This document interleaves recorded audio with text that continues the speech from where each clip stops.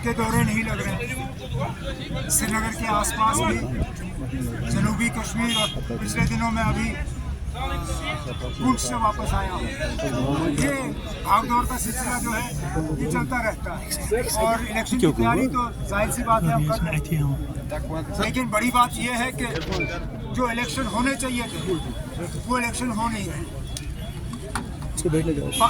Supreme court of India के सामने बलदियाती चुनाव की बात हुई, पंचायतों की बात हुई,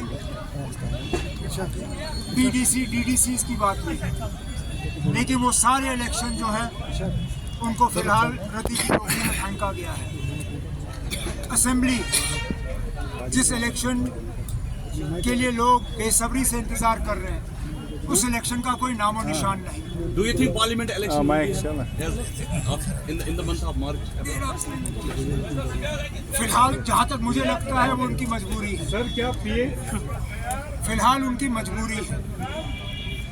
अब कराएंगे नहीं कराएंगे ये शायद मुल्क में सिर्फ 2 लोग जानते हैं, और उन्होंने कम से कम मुझसे तो इसके बारे में बात नहीं की। सर, नारद कश्मीर के लिए आपके कैंडिडेट कौन होंगे? नेशनल कॉन्फ्रेंस के कैंडिडेट कौन होंगे नार्थ कश्मीर के लिए पार्लियामेंट इलेक्शन में? पार्लियामेंट इलेक्शन में नेशनल कॉन्फ्रेंस के कैंडिडेट कौन होंगे सर नार्थ कश्मीर से? लगता है मैं यहीं से ऐलान कर दूं। ठहरिए ना, आपके पीएचडी, आपको क्या चट्टी पड़ी है पीएचडी? सर मेरे सवाल का जवाब सर। की फिक्र हमें होनी चाहिए, आपको क्यों हो रही है? लेकिन अब जहाँ तक कैंडिडेट का सवाल है, साथियों से मशवरा होगा। मशवरे के बाद जो भी सबसे बेहतरीन कैंडिडेट नॉर्थ कश्मीर के लिए पार्टी की तरफ से आइडेंटिफाई होगा, हम फारूक साहब से गुजारिश करेंगे कि मैंडेट उनको दिया जाए।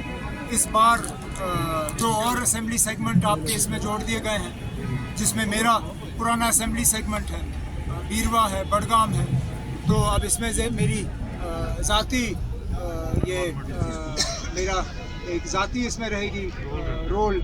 मुझे भी अपना मशवरा देना होगा, और मैं भी सोच समझ के अपना मशवरा दूंगा कि सर कश्मीर से कैंडिडेट कौन होना सर चाहिए। जहाँ तक रही बात आपने पीएचडी की बात की, मैंने तो कोई बात नहीं की। सुनिए ना, मैंने अपने किसी दोस्त को निशाना नहीं बनाया। इस बात के बावजूद कि लगातार कुछ महीनों से हम उस निशाने का शिकार होते आए हैं, लेकिन ये भी दुरुस्त है कि शायद पहली बार मैंने अपने साथियों को खामोश भी नहीं किया, क्योंकि आखिरकार कभी कभार आदमी थक जाता है,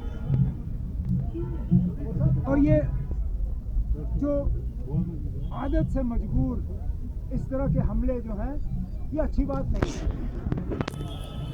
नज़ीर ने जो बात की वो हम सब कर सकते हैं, सोच समझ के नहीं किया है। लेकिन अगर इसी तरह हमारे ऊपर हमले सियासी तौर चलते रहे तो हम भी मजबूर होंगे जवाब देने पे। फिर हमारे पास भी कहने के लिए कम नहीं है, क्योंकि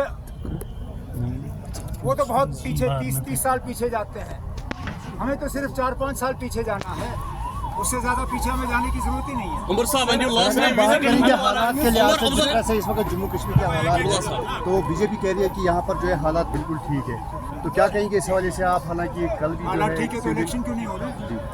क्या बहाना है? कल ही श्रीनगर में दिन दहाड़े एक पुलिस के इंस्पेक्टर पे गोली चली। आज सुनने में आया पुलवामा में कुछ हुआ है। रजौरी, जिस इलाके को हमने मिलिटेंसी से बिल्कुल क्लियर करके रखा हुआ था, कम से कम हर हफ्ते 10 दिन के बाद वहाँ या तो कोई घटना घटती है या कोई एनकाउंटर जैसा हो जाता है। तो अगर यही नॉर्मल हालात हैं तो ठीक है ना। अच्छा, नॉर्मल हालात, आप लोग यहाँ पे हैं, पिछले दिनों एलजी साहब यहाँ आए थे, सड़कों का क्या हाल था? कितनी देर आपको बंद रखा गया? चलने की इजाज़त नहीं, घूमने की इजाज़त नहीं, फिरने की इजाज़त नहीं। मैं एज चीफ मिनिस्टर यहाँ आता था, कभी बंद किया शहर को मैंने? कभी इस तरह रास्ते बंद किए? बाय रोड जब हम घूमते आए, कभी इस तरह लोगों को घरों में बंद रखा?